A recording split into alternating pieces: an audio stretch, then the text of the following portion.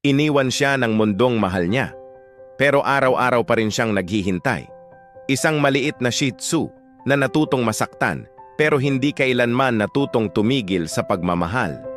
Tara, samahan niyo akong alamin ang kwento ng isang pusong hindi sumuko. Noon, may isang babae na ang tanging liwanag sa magulo niyang mundo ay isang munting Shih Tzu. Regalo ito ng kanyang nobyo noong tuta pa lamang, maliit, malambot at halos kasya lang sa palad. Mula sa unang araw, hindi ito basta alaga. Itinuring niya itong parang anak, isang extension ng kanyang puso. Tuwing umaga, ang malambing na pagdila ng aso ang una niyang nararamdaman. At tuwing gabi, magkatabi silang natutulog, ang init ng katawan ng isa't isa ang kanilang kumot. Kapag nalulungkot ang babae, tahimik lang na uupo sa tabi niya ang aso. Pero ang presensya nito ay sapat na para gumaan ang kanyang loob. Hindi ito simpleng hayop lang. Ito ang kanyang sandalan, ang kanyang pinakamatalik na kaibigan, ang kanyang pamilya. Isang kumpletong mundo sa loob ng isang maliit na katawan. Pero sabi nga nila, ang mga pinakamasayang kwento ay may mga hindi inaasahang pagsubok. Isang araw, nagbago ang lahat. Isang masakit na diagnosis ang dumating na parang isang malamig na hangin, cancer. Sa simula, sinubukan niyang maging matatag, pilit niyang ipinapakita na kaya niya. Ngunit mabilis kumalat ang sakit. Ang dating sigla ay unti-unting napalitan ng panghihina. Sa loob lang ng 3 buwan, ang dating masayahing mundo nila ay nabalot ng lungkot. Ang dating halakhak ay naging mga pabulong na panalangin. Hanggang sa isang umaga, hindi na siya nagising.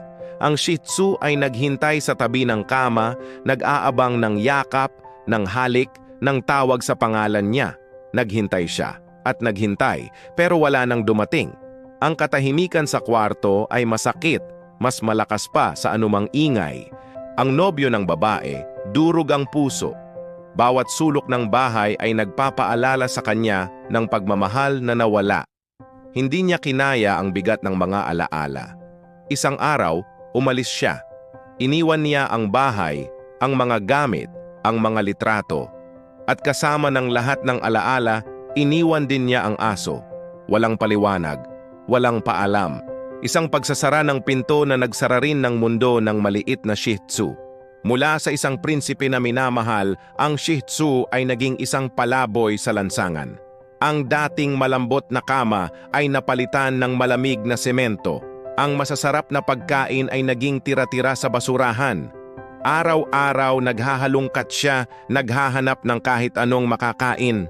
Ang dating malinis at puting balahibo ay naging makapal, gusot at kulay lupa. Ang maliliit niyang paa ay puno ng sugat. Ang tiyan madalas walang laman, pero ang pinakamasakit sa lahat ay hindi ang gutom. Hindi ang sakit ng mga sugat, kundi ang sakit ng pagkawala, ang bigat ng kalungkutan. Isang araw, napadpad siya sa isang park. Doon, sa isang tagong bahagi na may malalagong damo, siya'y huminto. Tahimik lang, nakatitig sa malayo. May nakita siyang isang babae, may hawak na aso, masayang naglalakad, nagtatawanan.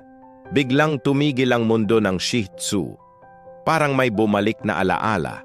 Ang paraan ng paghawak ng babae sa tali, ang lambing sa kanyang mga mata, ang dating buhay na inagaw sa kanya. Hindi niya namalayan, may tumutulong luha mula sa kanyang mga mata. Isang tahimik na pag-iyak para sa isang buhay na hindi na babalik. Araw-araw, ganito ang ginagawa niya. Bumabalik siya sa park. Tuwing may makikitang aso na hawak ng kanilang amo, napapahinto siya. Pinagmamasdan niya sila mula sa malayo hanggang sa mawala sila sa kanyang paningin. Para siyang umaasa na baka sakaling isang araw, sa isa sa mga taong iyon, makita niyang muli ang babaeng minsang minahal siya ng buo. Ang kanyang unang mundo. Lumipas ang mga linggo, naging buwan. Sa parehong lugar sa park, isang babae ang palaging nakakapansin sa kanya. Isang payat at maruming aso, palaging tahimik at mag-isa sa isang sulok. Naawa ang babae. Ramdam niya ang lungkot sa mga mata ng aso. Sinubukan niyang lapitan ito, pero agad itong umatras. Takot, sanay na iwanan, sanay na masaktan, ngunit hindi sumuko ang babae. Araw-araw bumabalik siya, may dala siyang pagkain at tubig. Iniiwan niya lang ito sa malapit, hindi niya pinipilit. Tahimik niyang ipinaparamdam na hindi siya banta. Hanggang isang araw, dahan-dahan, lumapit ang Shih Tzu at kinuha ang pagkain. Isang maliit na hakbang na nagsilbing simula ng isang malaking pagbabago. Mula noon, araw-araw na siyang lumalapit, unti-unting nababawasan ang takot.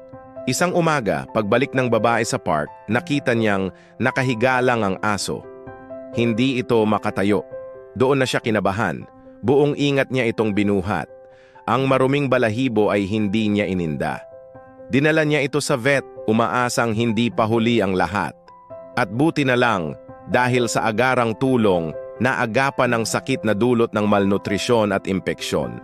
Dinala ng babae ang aso sa kanyang bahay, inalagaan, pinakain, pinainom ng gamot, at higit sa lahat minahal. Kahit gumagaling na ang kanyang katawan, ilap pa rin ang aso. Takot pa ring magtiwala, laging may distansya. Ang sugat sa puso ay mas malalim kaysa sa sugat sa katawan. Pero hindi tumigil ang babae.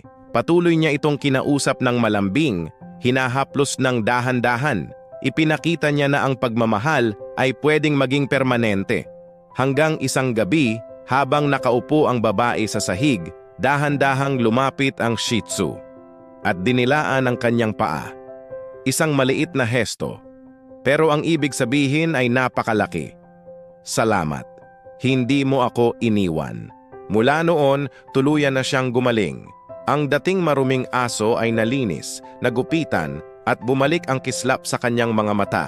Muli siyang naging aso na puno ng buhay, hindi na isang anino ng sakit at gutom. May bago na siyang pamilya, may bago na siyang fur parents, may bago na siyang simula. Hindi man niya tuluyang malimutan ang unang babaeng nagmahal sa kanya. Unti-unti, natuto na siyang ngumiti ulit. Natuto siyang magtiwala ulit. Ang aso, marunong masaktan, pero hindi marunong tumigil magmahal. Ang katapatan nila ay isang aral para sa ating lahat. Kung kaya nilang maghintay at umasa kahit iniwan na, siguro kaya rin nating piliing maging dahilan para hindi na sila muling masaktan. Ngayon, tanungin natin ang ating mga sarili. Kung ikaw ang babae sa park, aalagaan mo ba ang isang asong may sugat sa nakaraan? At kung ikaw ang aso sa kabila ng lahat ng sakit, magagawa mo pa bang magtiwala ulit? I-share nyo naman ang inyong mga saloobin sa comment section. Salamat sa panonood at huwag kalimutang mag-subscribe para sa mas marami pang kwentong magbibigay inspirasyon.